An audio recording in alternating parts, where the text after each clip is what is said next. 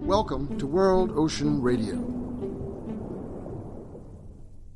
I'm Peter Neill, director of the World Ocean Observatory.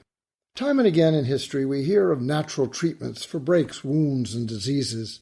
Our ancestors brewed herbal teas, treated wounds with moss and leaves, and otherwise practiced a healing system derived from natural materials. The tradition continues in the practice of homeopathic medicine in various forms in both East and West, and the global industry in organic supplements that offer an alternative practice to the synthetic and expensive methodology that characterizes the healthcare system in the United States and elsewhere. As medicine has become standardized and mechanized and arbitrated by the insurance, pharmaceutical, and efficiency-driven practices of our time, we have lost some of that historical wisdom and its healing effect. We speak often in these editions of World Ocean Radio of the innovative and effective inventions of organizations in Iceland, a small country with a big heart, big ideas, and a powerful natural environment that provides not only its energy and food requirements, but also a basis for adaptation and invention of natural products and processes to drive its 21st century economy and culture. As Iceland relies heavily on fishing in its mix of finance and labor applications, it must stay competitive against larger industrialized fishing nations by maximizing the value of its fish products using 100% of the fish. This seems obvious, but in the U.S., for example, our industry wastes more than half by discarding bycatch, harvesting only specialized high-cost species, and failing to capture the added economic opportunity of such limited application and interest. In a June article in Bloomberg Businessweek, Lois Parsley reports on development of a fish skin-based FDA-approved treatment for chronic wounds and inflammation, 100% of the fish indeed. The only hint of its origin is a scale-like grid that also provides a matrix for binding around which new, healthy skin can grow. I had seen this product in Reykjavik, but it was not yet approved by the U.S. Food and Drug Administration until late last year. Called Omega-3 Wound, the product is produced by Kerecis Limited, a small company located in Isfjordur, a town of 3,000 inhabitants with a limited economy based on fishing and small-scale tourism that now has a new employer at work.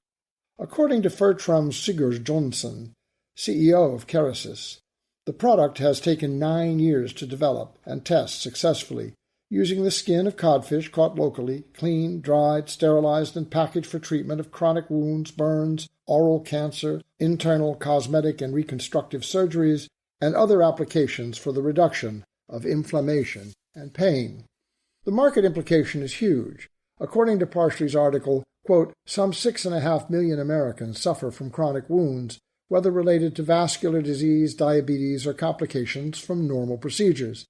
The 5-year survival rate is 54%, and treatments cost more than $25 billion a year, unquote.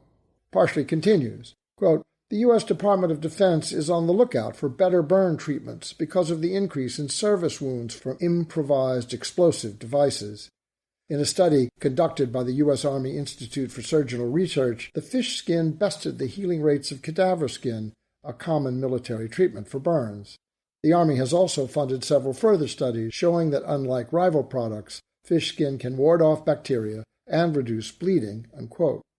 So what we have here is a turning of the circle of knowledge, the rediscovery and reapplication of the healing property of fish oil, harvested as a value added from a traditional food product, enabling new employment for fishing communities and innovative, more powerful treatments for the injuries of modern war and of many other conditions that can be better and faster healed by a natural process derived from the ocean. That is the true message here, that the ocean has such an enormous, known and unknown implication for human health. When we fail to use it well, or worse, when we despoil or exhaust it, we are depriving ourselves and our children from its healing properties in a simple bandage, a new medicine, or the purity of the food we eat, the water we drink, and the air we breathe. The sea connects all things. We will discuss these issues and more in future editions of World Ocean Radio.